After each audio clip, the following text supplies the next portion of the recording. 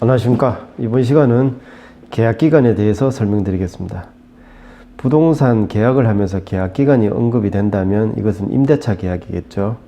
임대인과 임차인 간의 협의에 의해서 계약기간을 정할 수가 있겠습니다.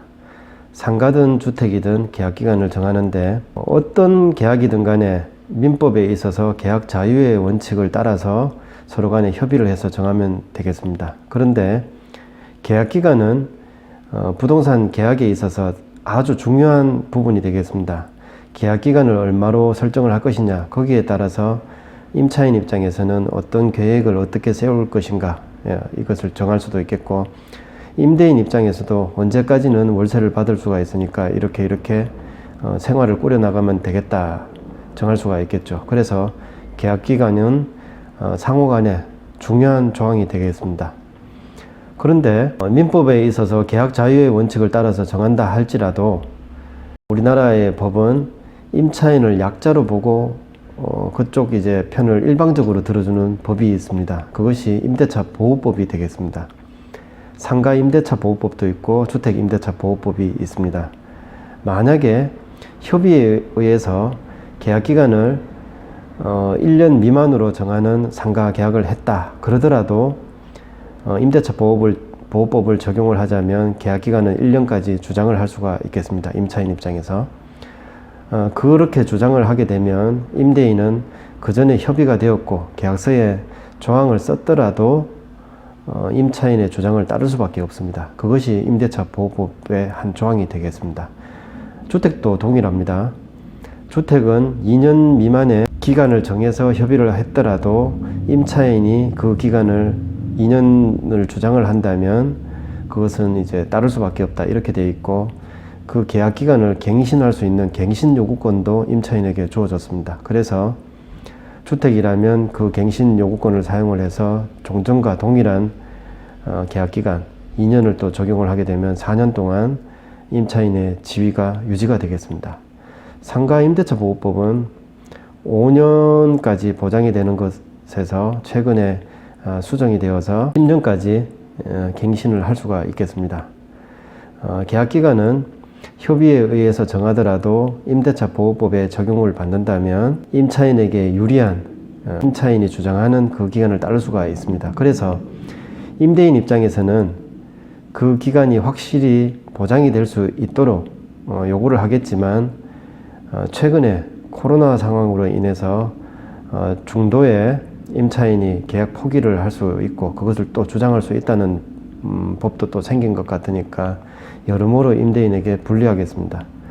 임차인은 최초에 계약을 할 당시에 계약 기간에 대한 조항을 몰랐더라도 나중에라도 본인에게 유리한 계약 기간을 정할 수가 있겠습니다. 그래서 임대인 입장 말고 임차인 입장으로 계약을 하자면 최초에 불확실한 사업 계획으로 어떤 사업을 시작을 하는 상가였다. 그러면 최소한의 계약 기간을 잡고 나중에 계약 갱신권을 계속 요구를 하고 최소 임대 기간을 주장을 하게 되면 임차인으로서는 상당히 유리한 계약을 이끌어낼 수가 있겠습니다. 계약 기간에 대한 질문에 대해서 또 답을 드리겠습니다. 만기가 지나면 자동으로 연장이 됩니까? 이렇게 물어오셨는데 자동으로 연장이 되는 경우가 묵시적 갱신이 되겠습니다. 서로 간에 아무런 얘기가 없고 또 그 다음 달이 되면 월세가 들어오겠지, 그리고 월세를 건물주에게 준다든지 이렇게 되면 묵시적 갱신이 되겠습니다. 그 계약 기간이 지났다고 바로 계약이 해지가 되지는 않습니다. 계약 기간이 만료되기 전에 서로 간에 통지를 하고 어떻게 하겠습니까? 의사를 물을 수도 있겠지만 못 묻더라도 계약 기간은 자동으로 연장이 되는 상태라고 보시면 되겠습니다. 그것이 묵시적 갱신입니다.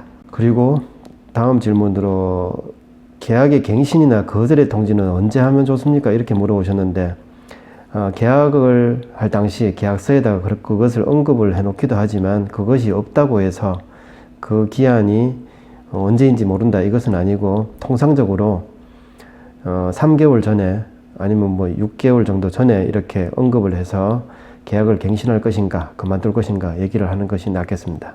그렇지 않으면 서로 간에 계약이 갱신이 되는 상태구나 하면서 이렇게 갈 수가 있겠습니다.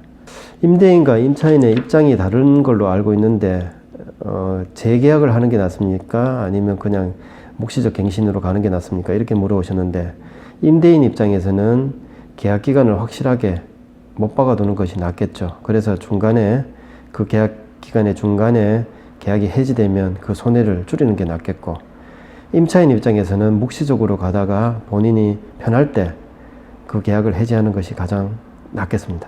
다음 질문으로, 계약 기간 중에 임대료를 못 받게 되면 어떻게 됩니까? 이렇게 물어오셨는데, 그런 경우를 대비를 해서 만들어 놓고 받아둔 금액이 보증금이 되겠죠.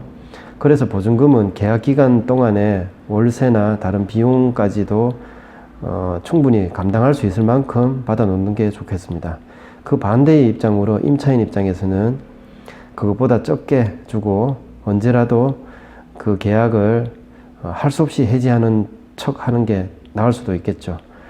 물론 이제 계약이 있게 되면 그 계약에 대해서 계약 기간 동안에 임차인이 임대료를 납부를 하는 것으로 이렇게 약정을 하지만, 그것이 피치 못해서 지켜지지 않는다면 임대인 입장에서는 계속 그 임차인과 다툼을 벌이기보다는 빨리 해결을 하고 싶어 하는 것이 사람의 생각이 아닌가 싶습니다. 그래서 서로 간의 입장은 다르지만 계약 기간과 계약 기간을 보증할 수 있는 그 정도의 보증금을 받아두는 것이 임대인 입장에서는 유리하겠습니다. 그리고 계약 기간 중에 계약을 해지하려면 어떤 불이익이 있습니까? 이렇게 물어오셨는데, 임대인 입장에서 계약 기간 중에 부득이하게 해지를 하고자 한다면 임차인이 그것을 납득할 수 있도록 거기에 상응하는 보상을 제공을 하는 것이 좋을 것 같고, 임차인 입장에서는 계약 기간 중에 임대료 수입이 일어날 줄 알고 기대를 하던 임대인을 보상을 해줘야 되겠죠. 그래서 임료를 갖다가 그동안 약정이 되는 임료를 다 주고 끝내는 경우도 있겠지만, 단 몇 개월이라도 주면서 이렇게 협상을 한다든지, 아니면 그 이후에 오게 될 그 다음 임차인을 구하게 되는 비용 정도를 부담을 하면서 서로 간에 조율을 하는 것이 제일 낫겠습니다. 오늘은 이렇게 계약 기간에 대해서 알아봤습니다. 다음번엔 또 다른 것으로 찾아뵙겠습니다. 감사합니다.